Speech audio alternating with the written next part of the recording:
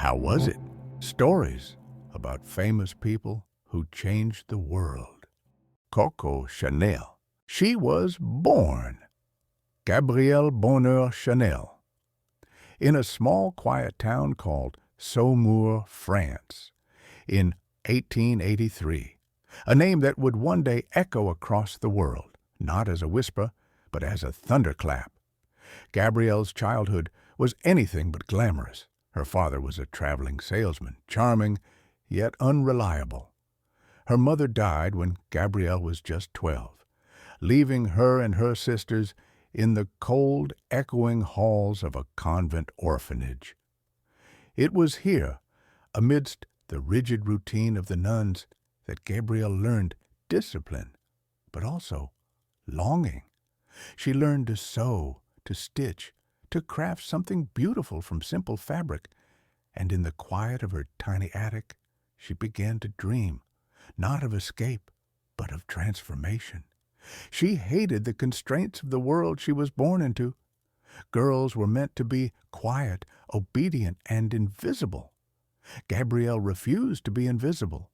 She wanted movement, freedom, elegance, a life that pulsed with possibility. By the time she was a teenager, Gabrielle had already tasted the bitter reality of ambition. She tried work as a cabaret singer, performing in cafes and small theaters where the lights were dim and the audience indifferent. It was here she adopted the name Coco. Some say from the songs she sang, others from the nicknames that whispered around her. Coco, a name short, sharp, unforgettable. Yet even as she sang, she was already seeing life differently. Coco noticed how clothes could confine, restrict, and define women, how corsets choked, skirts weighed, and fashion dictated behavior. She began to imagine a new kind of woman, a woman free, elegant, commanding her own body and space. Her early love affairs were as formative as her craft. One of her first mentors was Etienne Balsan, a wealthy textile heir who offered her not just protection, but access to the world of Parisian high society. It was with Balsan that Coco learned the subtle language of power, how to command attention without demanding it, how to move through rooms and hearts like a force of nature. Through him, she met Arthur Boy Capel, a man who would ignite her ambition and passion. Boy saw in her not just a woman, but a vision, a woman who could shape the world. And it was this vision that would carry her forward long after the lights of his presence faded. Coco was never just ambitious, she was relentless. Every thread she stitched, every hat she designed in her tiny ateliers was a declaration. She would not be constrained by poverty, by gender, by society. She would define her own rules. Her childhood, her suffering, her loneliness, all became fuel. Gabrielle Bonheur Chanel, the girl from Saumur, was transforming into Coco Chanel, the woman who would rewrite the story of modern femininity. In the quiet moments, sewing by candlelight, she whispered to herself, "Elegance must be comfortable, otherwise it is not elegance."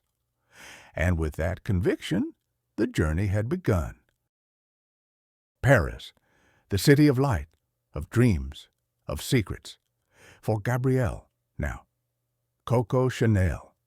It was a city of reinvention. Every street, every cafe, every shimmering window reflected not just wealth, but possibility.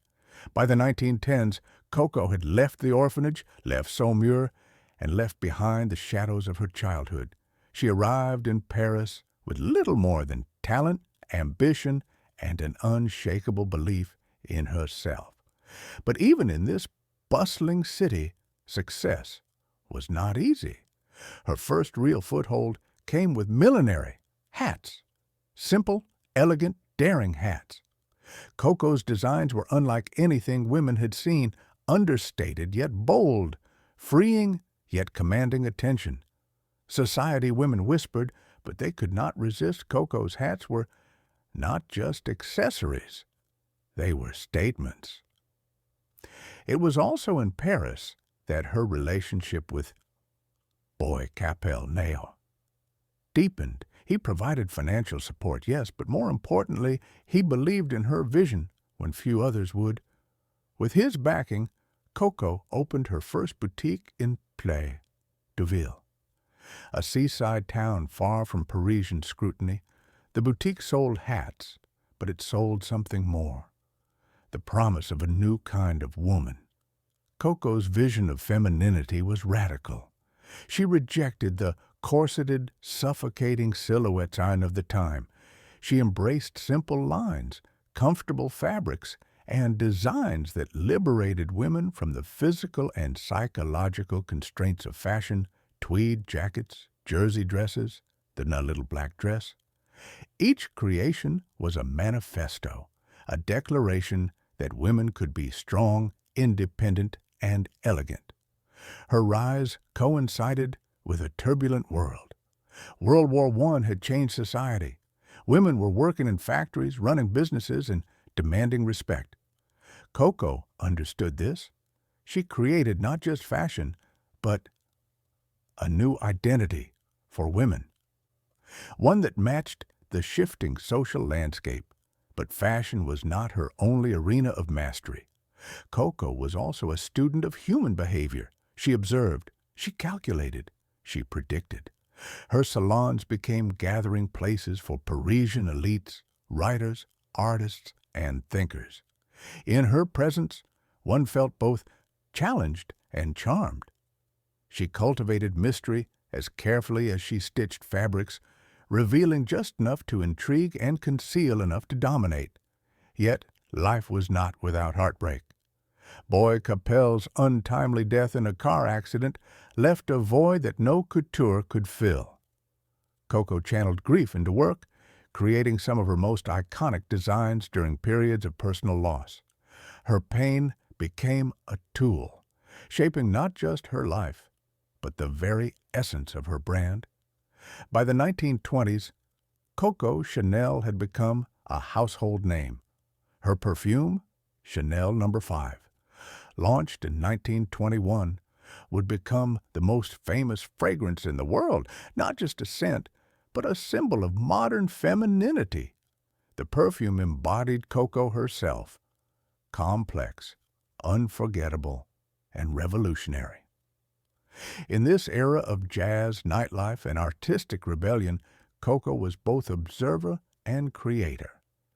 She understood that elegance was more than clothing.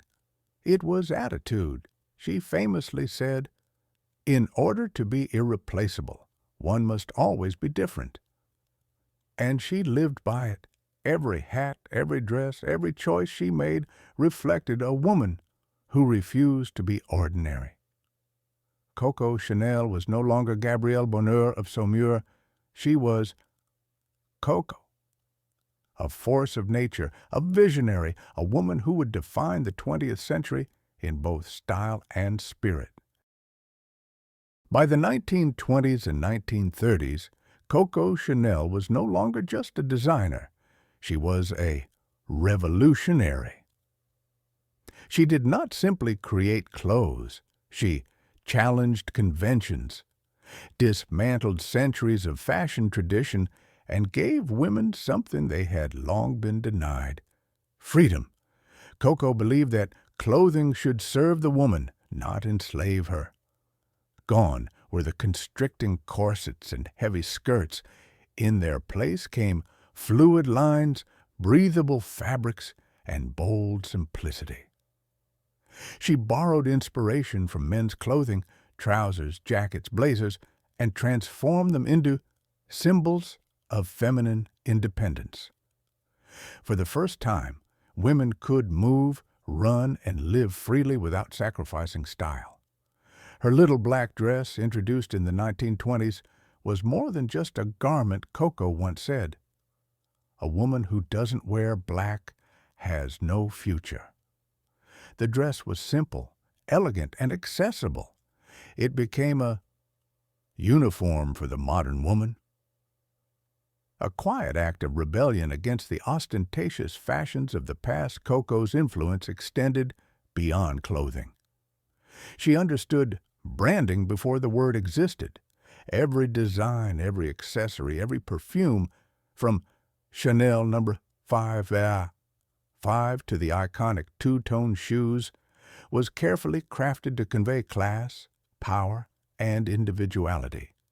She transformed fashion into a language through which women could express identity, confidence, and autonomy. She also mastered the art of persona. Coco Chanel herself became a living statement, always impeccably dressed, mysterious, and witty. Her appearance, demeanor, and words were all part of her art. She famously said, "Elegance is refusal." Refusal to follow trends blindly, refusal to be limited by society, refusal to be ordinary. Yet her life was not solely glamour and genius. Behind the haute couture and glittering salons was a woman who experienced deep loneliness and personal pain. She never married, though she had passionate relationships. Her love for Boy Capel haunted her for decades, influencing both her personal life and her designs. Coco understood that love and loss could be transformed into creation, that pain could be alchemized into beauty.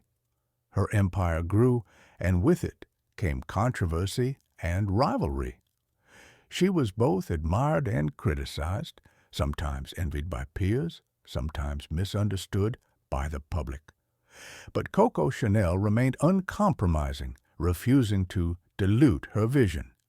She walked her own path unapologetically, and in doing so, she changed the rules for everyone. By the late 1930s, Chanel had secured her place as one of the most influential figures in fashion history. Her influence was global. Women from Paris to New York, from London to Tokyo, began to wear her designs, embracing a new kind of femininity. Confident, independent, and bold, Coco Chanel's philosophy extended beyond clothing. It was a lifestyle, a mindset. She believed in simplicity, comfort, and the power of subtle elegance. She said, "Simplicity is the keynote of all true elegance." And through her life and work, she rewrote what it meant to be a woman in the 20th century. She proved that style could be more than decoration. It could be a statement, a revolution, a form of freedom. Coco Chanel's legacy was no longer confined to the runway.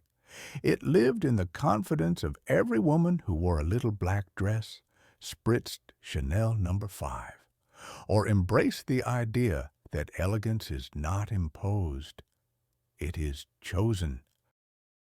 The 1940s were a dark and turbulent time, and for Coco Chanel, war brought both opportunity and controversy. Paris was occupied, society was fractured, and the world was changing in ways no one could have predicted. During World War II, Chanel remained in Paris, maintaining her apartment at the Ritz, a hotel that had become the residence of German officers. Her presence there would later fuel decades of rumor and speculation. Some historians argue she tried to protect herself and her business. Others criticize her for associations with the occupying forces. It was a complex, morally ambiguous period in her life, a reminder that even legends are not free from the shadows of history. Yet even amid chaos, Chanel's vision endured. Her understanding of timeless elegance and simplicity kept her designs alive in the minds of women across France. She withdrew from the public eye, but she never stopped creating, observing, and planning her comeback. The post-war years were challenging. Many dismissed her, saying that the world had moved on, that her era was over, but Coco Chanel refused to surrender. In 1954, at the age of 71, she returned to Paris with her signature elegance and her uncompromising vision. Her new collections were met with skepticism. At first, critics scoffed, saying her style belonged to the past. But Chanel's understanding of women, of freedom, of fashion itself, was far ahead of the critics. Her design spoke to the heart of the modern woman, confident, liberated, and assertive. Slowly, the world embraced her again. Coco had proven once more that true style is eternal. Coco Chanel never married, and she lived much of her life alone.